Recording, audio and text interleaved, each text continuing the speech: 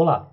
Então, continuando na nossa exploração do OpenMP, agora a gente vai ver mais uma diretiva, a diretiva Parallel For, né? A diretiva Parallel For, como o nome já indica, né? Ela vai ajudar a gente a fazer a paralelização de laços, né?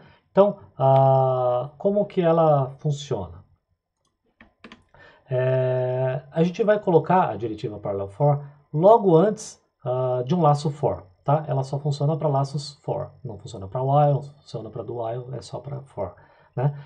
E ela vai disparar um conjunto de threads, um time, né, de threads, para executar o bloco lógico que se segue, ou seja, o for que está logo em seguida. Como que ela vai fazer isso? Ela vai pegar, por exemplo, imagina que a gente mandou rodar o for usando 4 threads.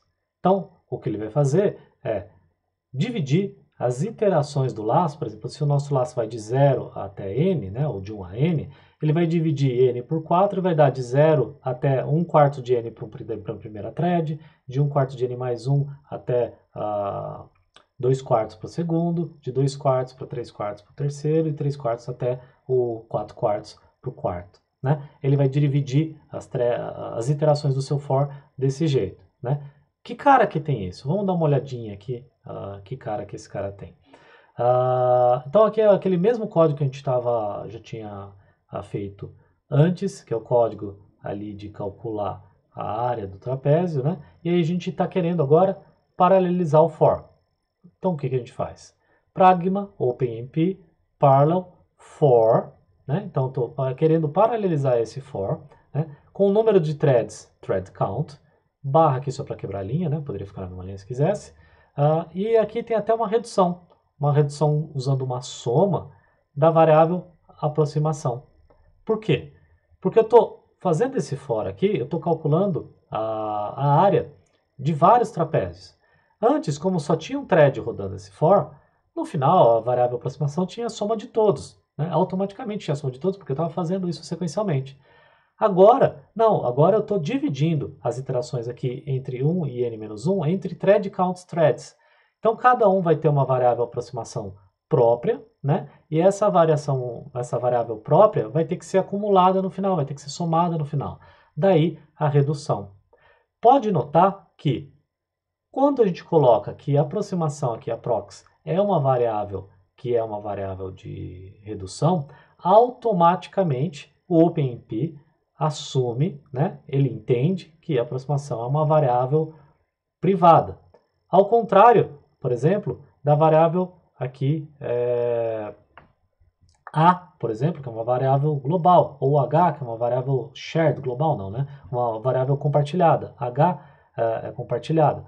A aproximação, apesar de ter sido declarada fora do nosso laço aqui, do nosso parallel, como ela é a variável de redução, ela é automaticamente assumido que ela é uma variável privada. Né? O mesmo acontece para uma variável do índice do seu for, do i aqui. Né? O i automaticamente ele é definido como sendo uma variável privada. Por que ele é definido como sendo uma variável privada? Porque o OpenMP ele percebe que como a gente está paralelizando ao for, ele já assume que esse cara aqui obrigatoriamente vai ter que ser privado, porque senão não faria sentido nenhum se não fosse privado, né? Então ele já assume isso, tá?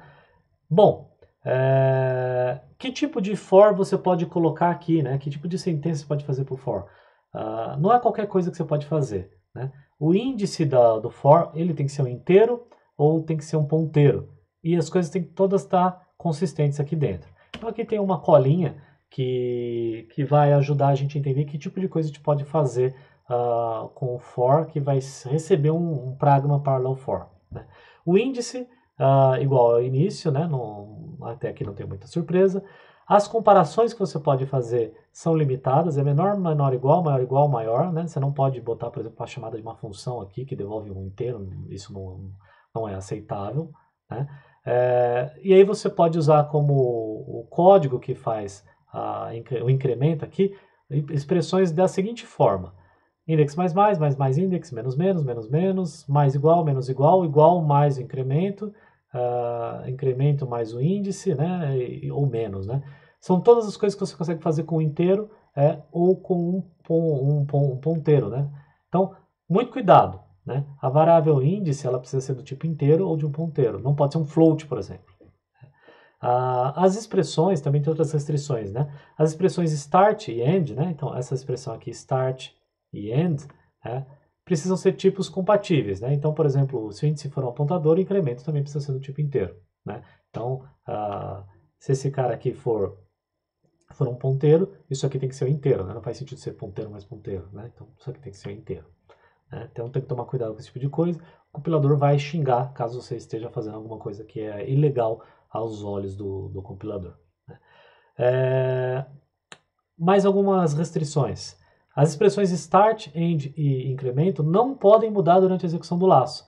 Você só pode mudar essas expressões, melhor dizendo, você só pode não. Essas expressões elas têm que ser definidas no início do laço e têm que ser fixas. Né? Por que elas têm que ser fixas?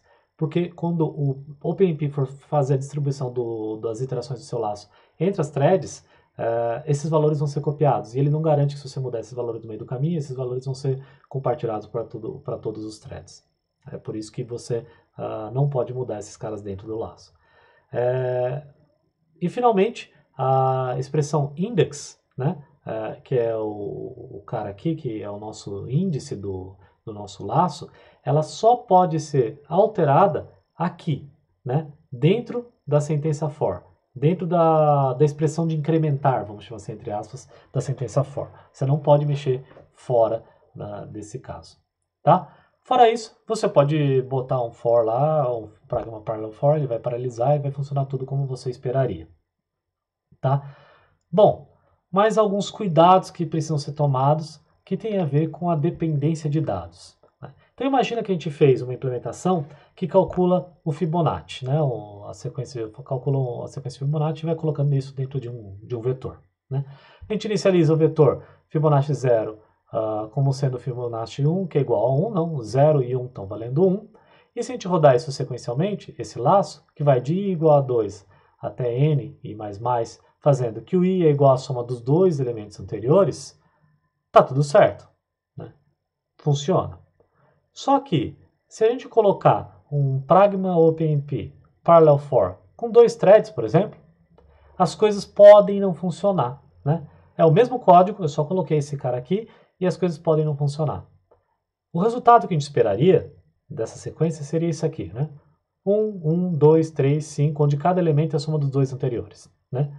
Mas dependendo da hora que você rodar, você pode receber um resultado como esse. 1, 2, 3, 5, 8, 0, 0, 0, 0, 0. Né? O que está acontecendo aqui? Né? O que está pegando? Lembrem-se, toda vez que você faz isso, o OpenMP vai criar 2 threads para a gente para executar.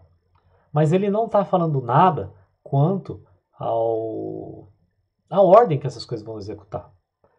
Ele vai dividir esses números do laço, aqui por exemplo de 2 até n, vamos dizer que n é 8, e a gente tem 2 threads. Então de 0 até 3 vai ser rodado pelo thread 1, pelo thread 0, e de 4 até o 7 pelo thread 1. Né?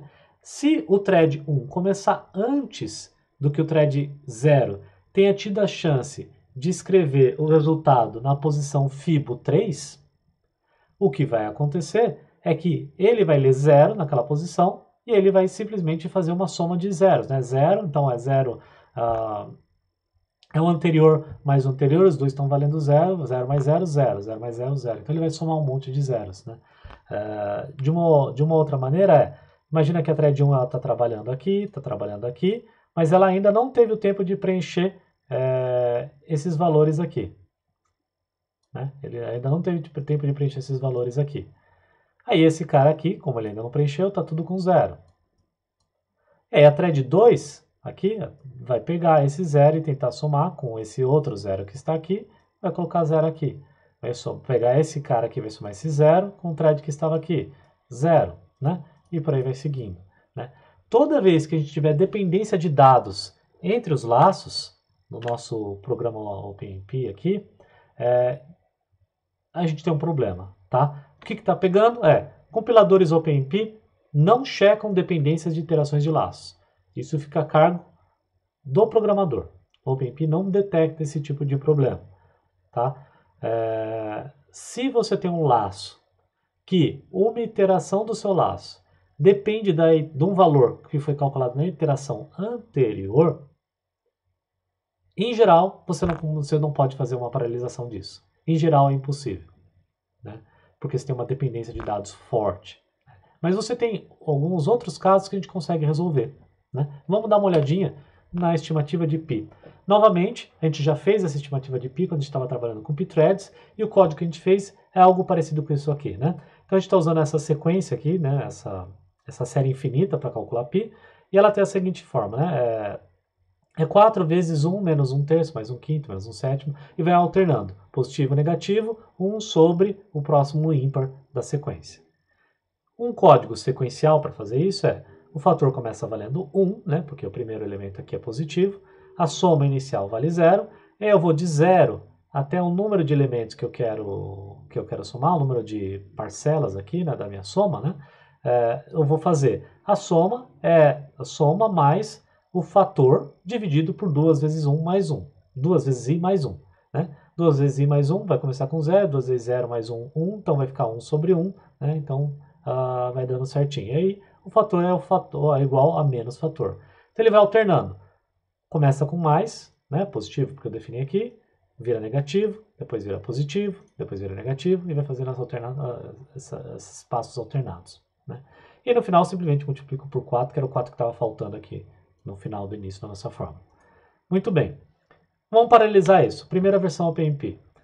Vou pegar aquele mesmo código que a gente já tinha sequencial e vou socar aqui um pragma OpenMP parallel for, número de threads tal, reduction, soma, né? Soma na variável soma, sum, que é onde a gente vai querer pegar o nosso resultado. Esse cara aqui não funciona. Por que esse cara não funciona? Porque a gente tem uma dependência de dados entre uma iteração do loop e a seguinte. Qual que é a dependência de dados que a gente tem? É essa variável fator aqui. O valor da variável fator depende da execução anterior do laço. Né? O valor da iteração i, o valor da variável fator da iteração i é igual ao valor definido na iteração i menos 1 daquele cara. Então a gente tem isso em inglês é chamado de loop carried dependency, né? A gente tem uma dependência que foi carregada pelo laço de uma iteração para outra. Né? Isso aqui não vai ser paralelizado corretamente, isso aqui está errado, né? Não vai funcionar em OpenMP. Né? Por outro lado, o que a gente tem aqui não é uma dependência de dados real.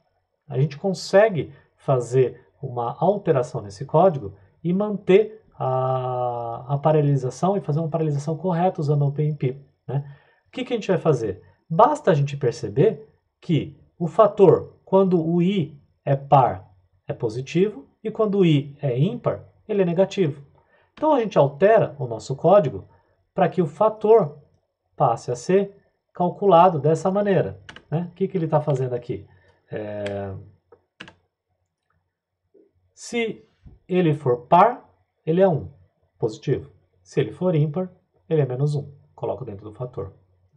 O que eu preciso fazer também aqui, agora, é dizer que essa variável fator ela tem que ser privada ao meu laço. Porque se ela não for privada, o que vai acontecer é que cada um dos threads vai começar a mexer nessa variável fator e a gente vai invariavelmente criar uma outra condição de corrida aqui, que não é o que a gente quer.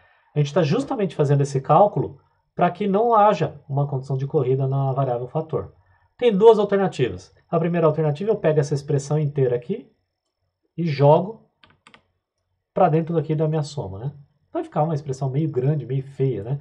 A outra alternativa, que é uma alternativa um pouco mais elegante, é a gente definir que fator é privado. E para definir que fator é privado, a gente usa essa cláusula aqui do nosso pragma, que é private factor.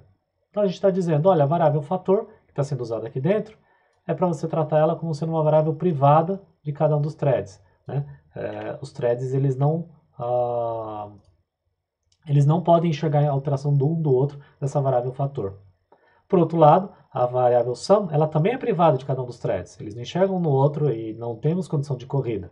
Mas ela é feita uma redução com soma no final. Né? Então, no final aqui, na saída do for, a variável sum vai ter a soma de todas as variáveis sums privadas de cada um dos threads que a gente executou. Tá? Uma pergunta que a gente pode se fazer nesse momento é, legal, sum é privada, mas é feita a redução, então o valor de sum faz todo sentido aqui no final. Qual que é o valor de fator aqui fora, depois do for? Se eu tentasse imprimir o valor de fator aqui fora, qual que seria o valor? Porque ela é privada, né? Eu não fiz nenhuma redução nela. Então, efetivamente, a especificação fala que é indefinido. Pode ser qualquer coisa. Pode ser o fator da última thread que rodou, pode ser um valor zerado, pode ser... Não está definido qual que é o valor, né? Então você não deveria usar, porque você não sabe o que vai voltar dali. A menos que você queira algo aleatório, né? Você não deveria usar. Tá? Ok. A cláusula default. A cláusula default, ela permite a gente, para um determinado bloco, dizer que o padrão é que nenhuma variável, todas as variáveis dentro de um bloco paralelo têm que ser definidas como shared ou privada, explicitamente. Né? Ou seja, por padrão, nada é assumido. O OpenMP não vai assumir que é shared nem private. Né? Outros valores que você pode passar no default é o shared, que já é o padrão, ou seja, você não precisa fazer isso, ou private, ou seja, tudo que está ali dentro é enxergado como private. Né? Como que a gente usa isso? Bom, a gente pode chegar e falar, olha, double sum 0, tal, pragma OpenMP, parallel for number threads, não mudou nada, default none, né? É isso que a gente está colocando aqui, reduction, mais na soma, então soma a gente já está definindo como sendo privada, né? Porque a gente está fazendo uma redução, e a gente pode falar, olha, privado e factor, são variáveis privadas, o i e o factor. Note que quando default none, nem o índice do for é assumido como privado pelo OpenMP. Até o índice do for a gente é obrigado a colocar aqui dentro. Tá? Muito cuidado com isso. E shared n, né? Porque o n a gente nem escreve, a gente só lê, então é um cara que pode ser compartilhado sem problema nenhum aqui no nosso código. Tá legal? Bom, com isso a gente acaba a aula dessa sessão.